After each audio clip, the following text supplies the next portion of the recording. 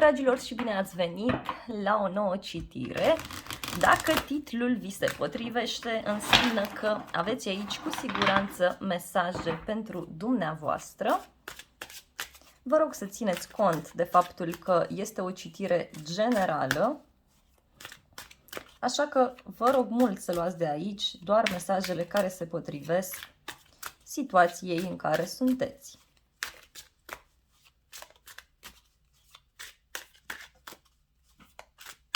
Nu uitați să vă abonați, să apăsați clopoțelul, să lăsați un like și să împărtășiți aceste filmări, aceste citiri cu persoanele dragi vouă.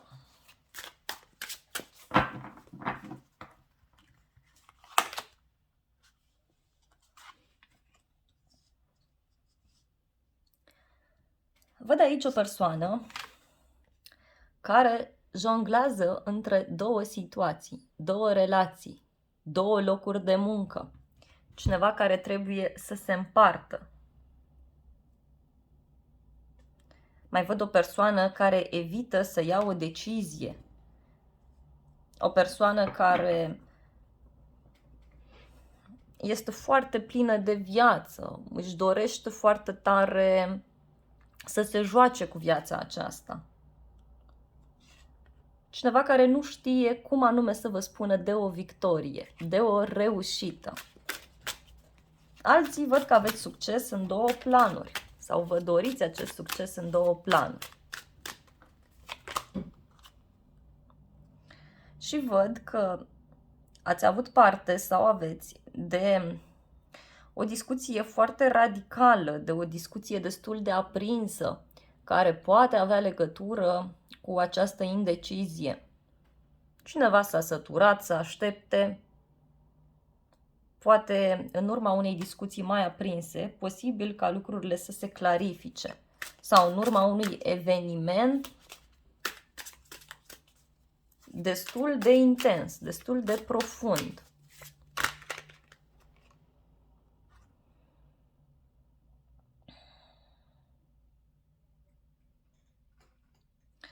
Să știți că văd un inamic, mai ales dacă sunteți bărbat. Și dacă sunteți femeie, poate fi cineva care abia așteaptă să vină să strice acest echilibru pe care voi îl aveți. Încercați să fiți puțin atenți. Este cineva care își urmărește aici propriul interes. Văd o persoană foarte curioasă, dar și niște lucruri pe care le veți afla în urma acestei discuții. Alții, posibil chiar să fie avut o discuție mai aprinsă, tocmai din cauza faptului că cineva tot evita aici să ia o decizie. Ba era împreună cu voi, ba dispărea, iar apărea în viața voastră. De asemenea, văd niște lucruri pe care le veți afla în urma unei discuții mai aprinse. E ca și cum vedeți altă față a unei persoane și nu este tocmai cea mai bună veste, nu este cea mai bună față a lui sau a ei pe care voi o veți descoperi.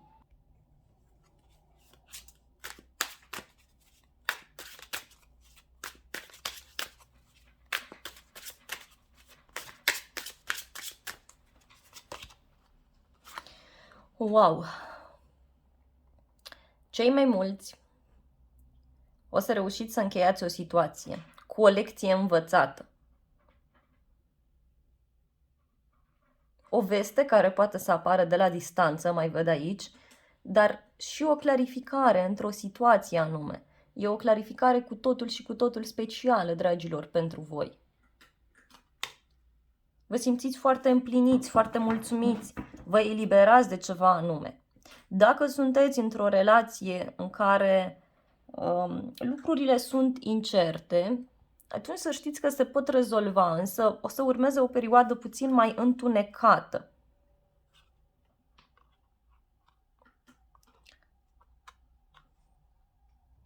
Este o încheiere care presupune să abandonați anumite lucruri, poate chiar să vă faceți că uitați anumite cuvinte pe care le-ați aflat, anumite lucruri,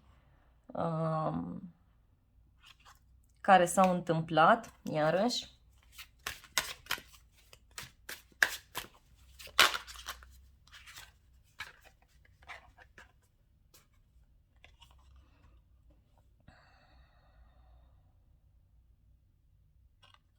De asemenea, poate fi o problemă care ține de zona banilor, văd aici. Poate un divorț, iarăși, regina de monede mai reprezintă și soția. Deci, un final, ceva se încheie, dar poate e bine, dragilor, să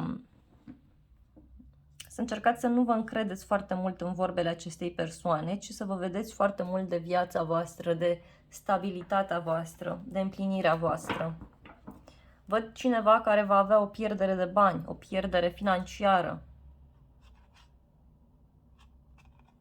Într-o situație în care, nu știu, s-a dat sau se dă un verdict mai puțin favorabil pentru el sau pentru ea într-o justiție.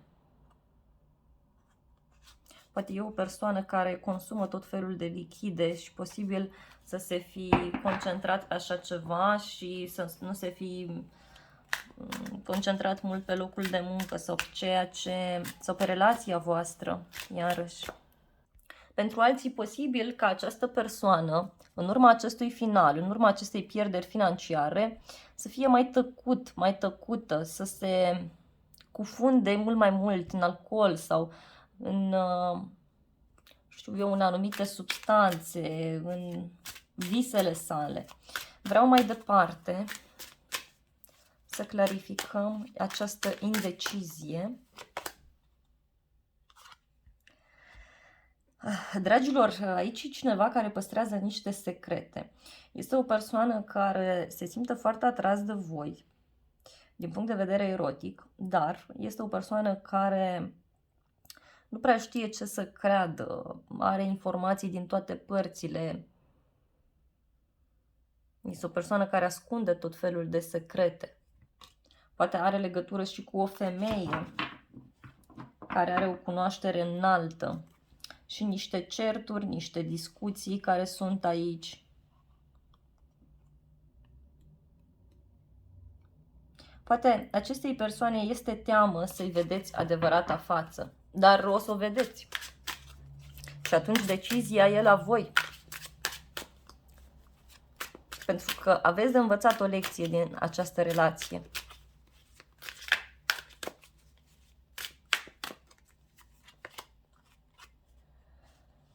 Un moment de nebunie, pur și simplu, poate s-a întâmplat deja sau poate urmează să se întâmple. Un moment cu cer întunecat, poate undeva la o vreme de seară, ați avut parte de o discuție mai acidă, mai aprinsă, o ceartă sau o să aveți parte și este bine pentru că vă ajută să-i vedeți adevărata față. Știți cum se spune? Că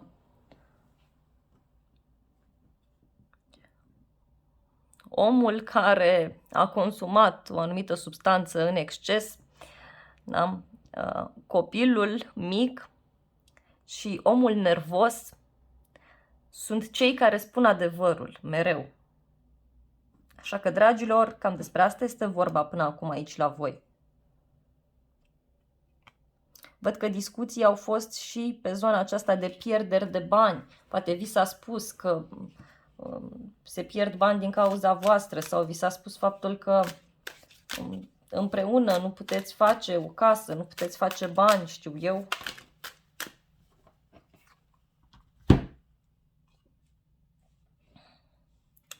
Și așa cum vă spuneam, această persoană va lua o decizie sau urmează să se decide ceva care ține de justiție, care ține de acte, hârtii, documente, de un divorț și de aici lucrurile vor lua o altă întorsătură.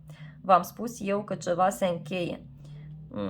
Cine știe, poate această persoană face exces de lichide sau este mai emoțională decât de obicei. Nu este foarte înrădăcinată aici în planul fizic, ci din contra, vede lucrurile total diferit. Visează cu ochii deschiși. Nu are grijă de emoțiile sale, nu are grijă de el sau de ea. tocmai, da, în urma acestei decizii. Totuși, văd că lucrurile se rezolvă. Cel puțin niște bani vin către voi sau se produce o împărțire de bani, de resurse. Dar iarăși, dragilor, această persoană are niște probleme foarte mari, emoționale. Văd și o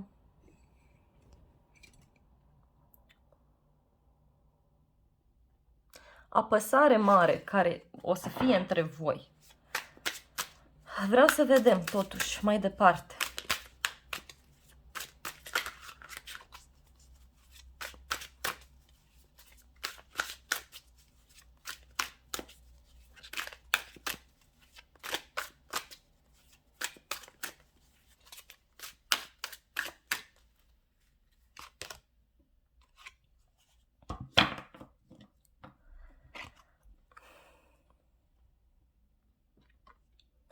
În această situație să știți că poate apărea un copil în unele cazuri. În alte cazuri văd totuși că până la urmă lucrurile se rezolvă. În schimb, va fi nevoie să treceți printr-o perioadă mai puțin plăcută în care veți avea ocazia să vedeți adevărata fața acestei persoane. Să vedeți cu adevărat cu cine stați de vorbă, pe cine ați avut alături.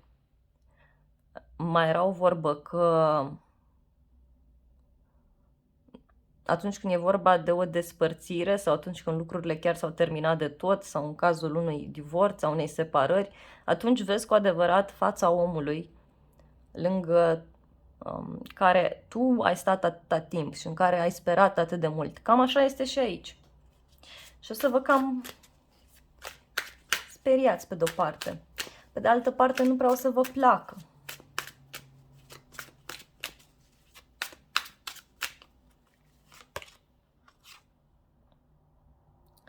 Văd totuși o luptă de putere. O luptă de putere și o persoană care pur și simplu vrea să facă lucrurile în favoarea sa. Totuși, văd că lucrurile se vindecă, lucrurile se rezolvă și chiar aveți șanse să vă împăcați cu această persoană. Pentru că totuși este o atracție foarte mare între voi, o atracție extrem de puternică, văd aici, extrem de puternică. Dar, repet, poate așa trebuie să treceți printr-o perioadă mai puțin plăcută, tocmai pentru a vedea adevărata fața a partenerului sau pentru a vedea defectele sale sau ale partenerei, indiferent că sunteți femeie sau bărbat, ca după lucrurile să se stabilizeze, pentru că aici văd cu siguranță o împăcare sau ceva frumos care se poate petrece. Acum să vă spun zodiile implicate, dar, repet, nu este neapărat să aveți legătură cu aceste semne zodiacale. Văd zodia Săgetător, Leu, Balanță, foarte puternic zodii de aer, Gemeni, Vărsător, Balanță, zodii de apă, Rac, Scorpion, Pești.